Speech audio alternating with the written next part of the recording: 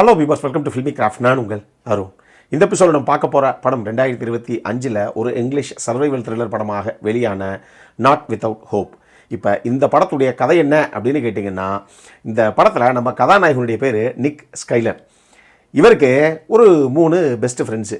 இவங்க 4 பேருமே எப்பயுமே ஒரு வீக்கெண்ட் ஆச்சு அப்படின்னா ஓகேப்பா நம்ம ஃபிஷ்ஷிங் போவோம் அப்படின்னு சொல்லிட்டு இவங்களுடைய போட் எடுத்துகிட்டு ஃபிஷ்ஷிங் போகிறது அப்படிங்கிறது ரெகுலராக அவங்க பண்ணக்கூடிய வேலை தான் வச்சுக்கோங்களேன். எப்போ போகணும்னு நினச்சா டக்குன்னு ஆளாளுக்கு ஒரு ஃபோனை போட்டு உடனே காலை போட்டு கிளம்பிடுவாங்க. இதில் 2 பேர் ஃபுட்பால் பிளேயர்ஸ் வேறு. இந்த 4 பேரில் இந்த 4 பேரும் சேர்ந்து நினச்சா டக்குன்னு கிளம்பிடுவாங்க. ஆனால் இவங்க எங்கே போய் மீன் பிடிப்பாங்க வழக்கமா அப்படின்னு கேட்டிங்கன்னா, கரெக்டாக கடல் ஓரம் இருக்கு இல்லையா, அந்த கடற்கரையிலேருந்து 70 மைல் கடலுக்குள்ளே போகணும். போனால் அங்கே போய் நேராக நங்கூரத்தை போட்டு அங்கே போய் மீன் பிடிக்கிறது தான் இவங்களுடைய வழக்கமே, பொழுதுபோக்கே. இப்போ கரையிலேருந்து 70 மைல் உள்ளே போயிட்ட அப்படின்னா, நான் சொல்கிறது மீனவர்களுக்கெல்லாம் ரொம்ப சர்வசாதாரணமாக புரியுன்னு வச்சுக்கோங்களேன். கரையிலேருந்து நீங்கள் ஒரு 3 மைல் உள்ளே போயிட்டீங்கன்னாவே சுற்றி பார்த்தா எல்லா பக்கம் கடல் தான் தெரியும். 70 மைல் உள்ளே போகிறது அப்படின்னா எவ்வளோ தூரம்னு மட்டும் பார்த்துக்கோங்க. அவ்வளோ தூரம் உள்ளே போயிட்டீங்கன்னா எந்த பக்கம் பார்த்தாலும் வெறும் கடல் மட்டும்தான் தெரியும். எங்கிட்டு வந்தோம் அப்படின்னு நீங்கள் கேம்பஸ் இல்லை அப்படின்னா திருப்பி வர முடியாது.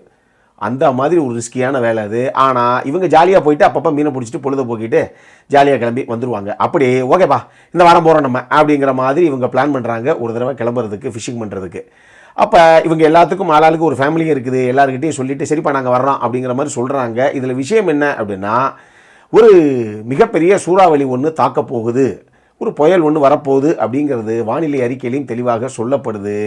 இவங்க பிளான் என்ன அப்படின்னா, எப்பா ஏதோ புயல் வருதுங்கிறாங்க, நம்ம என்ன பண்ணுவோம், போகிறோம் அங்கே போகிறோம் இருக்கிறோம், ஏதாவது ஒன்று அப்படின்னா சட்டுன்னு வண்டி எடுத்துகிட்டு கிளம்பிடலாம் அவ்வளோதானே அப்படிங்கிற ஐடியாவில் தான் இவங்க போகிறாங்க.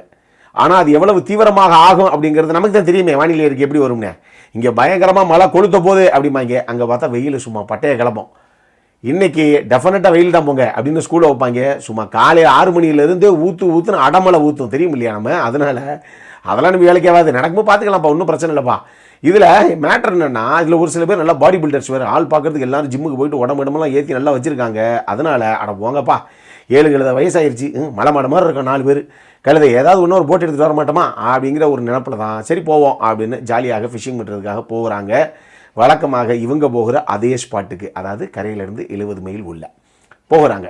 ஆனால் இந்த வட்டம் ஜாலியாக இவங்க ஆரம்பித்த இந்த ட்ரிப்பு இவங்களுடைய வாழ்க்கையை தலைகீழாக புரட்டி போட போகுது அப்படிங்கிறது கிளம்புற அந்த நொடிப்பொழுது வரைக்கும் இவங்க யாருக்குமே தெரியாது.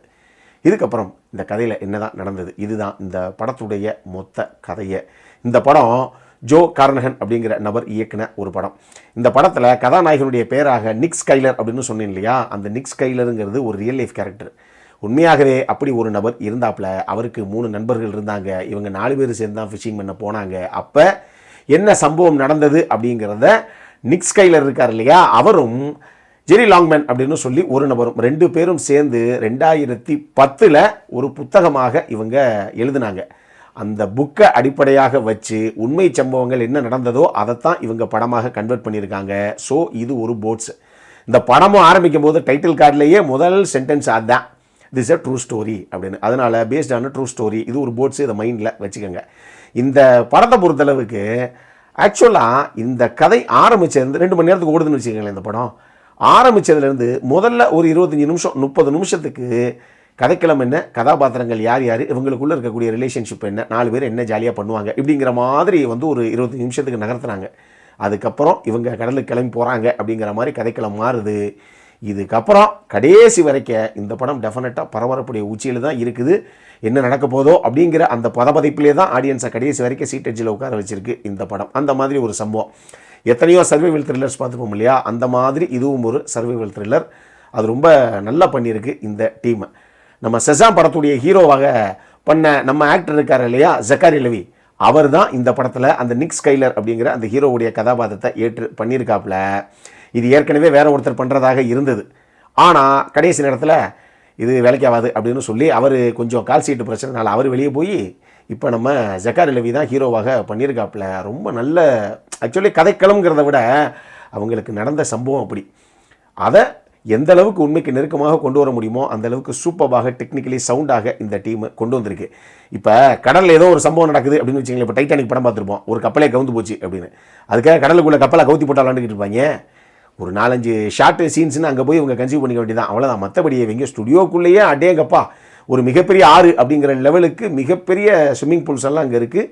அதுக்குள்ளே ஸ்டுடியோக்குள்ளேயே கம்ப்ளீட்டாக செட்டு போட்டு தான் டைட்டானிக்கே எடுத்தாங்க. அது நமக்கு தெரியும். அவ்வளோ பெரிய கப்பலே ஃபுல்லாக செட்டு போட்டு தான் எடுத்தாங்க. அந்த மாதிரி இந்த படமும் ஒரு போட்டு போனவங்களுக்கு என்ன ஆகுது அப்படிங்கிறத இந்த மாதிரி ஸ்விம்மிங் பூலில் கம்ப்ளீட்டாக செட்டு போட்டு தான் எடுத்திருக்காங்கன்னு வச்சுக்கோங்களேன். ஆனால் இவங்க அதை சிஜிஐ விஎஃப்எக்ஸில் பிளெண்ட் பண்ண விதம் வந்து ரொம்ப அட்டகாசமாக இருக்குது. எங்கேயுமே இது ஒரு ஸ்டுடியோக்குள்ளே எடுக்கப்பட்ட படம் அப்படிங்கிற மாதிரியே ஒரு ஃபீலை நமக்கு கொடுக்கல. கடைசி வரைக்கும் அந்த பதபதைப்புடைய உச்சியிலே உட்கார வச்சிருக்கு இந்த படம். அதுலேயும் ஒரு சில படங்களில் அந்த கதாபாத்திரமாக நம்மளை அறியாமல் நின்று பார்த்துருவோம். அப்படி இருந்திருந்தால் நம்ம என்ன இருப்போம் அப்படிங்கிற ஒரு ஃபீல் ஒன்று வரும் இல்லையா? அந்த ஃபீல் இந்த படத்தில் நிச்சயமாக படம் பார்க்குற ஆடியன்ஸுக்கு வரும். அது ரொம்ப நல்லாவே பண்ணியிருக்கு இந்த டீமை.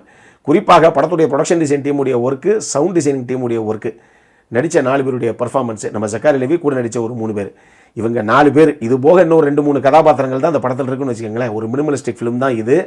இந்த கதையில் இன்னும் ஒரு சில விஷயங்களை சொல்லலாம். உதாரணத்துக்கு ஜுவானுடைய சினிமோட்டோகிராஃபியில் வழக்கமாக இந்த மாதிரி சர்வைவல் த்ரில்லர்ஸ்லாம் எப்படி இருக்கும் அப்படின்னா, அவங்களுக்கு என்ன நடக்குது அப்படிங்கிறத நமக்கு பளிச்சுன்னு தான் காமிப்பாங்க. ஆடியன்ஸுடைய பாயிண்ட் ஆஃப் வியூவில் தான் கதை காமிக்கப்படும். ஸோ அங்கே என்ன நடக்குது, ஐயோ இப்படி ஆயிடுச்சுங்க அப்படி ஆயிடுச்சுங்க அப்படிங்கிறலாம் நமக்கு பளிச்சுன்னு அப்படி கலர்ஃபுல்லாக தான் காமிப்பாங்க.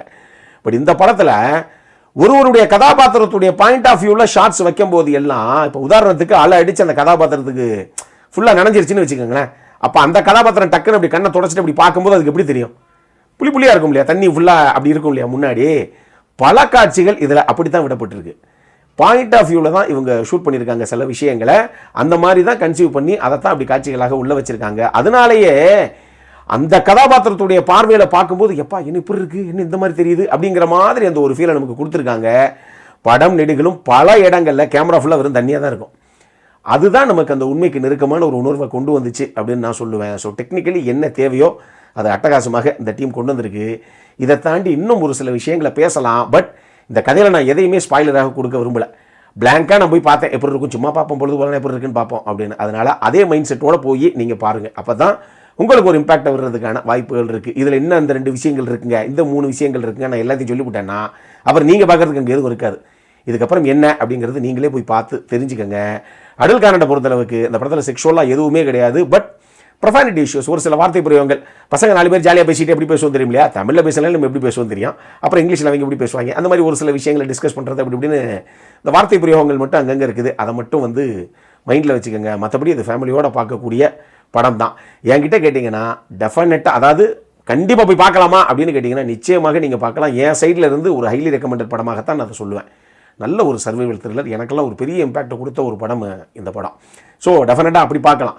ஆனால் நீங்கள் அப்படியெல்லாம் நினச்சி போய் பார்க்கணும்னு அவசியம் கிடையாது. பார்க்குறோம், டைம் பொறுத்தா அப்படின்னா தாராளமாக ஒரு டீசென்ட் வாட்ச் அப்படிங்கிற லெவல்லையா நம்பி போய் பார்க்குறவங்க கண்டிப்பாக பார்க்கலாம். என்கிட்ட கேட்டிங்கன்னா ஒரு நல்ல படம், ஒரு ஒர்த்து வாட்ச் தான், பாருங்கள். அப்புறம் என்ன, இதே மாதிரி இன்னொரு வீடியோவோட அடுத்த முறை உங்களை சந்திக்கிற வரைக்கும் இட்ஸ் அருண் சைனிங் ஆஃப்.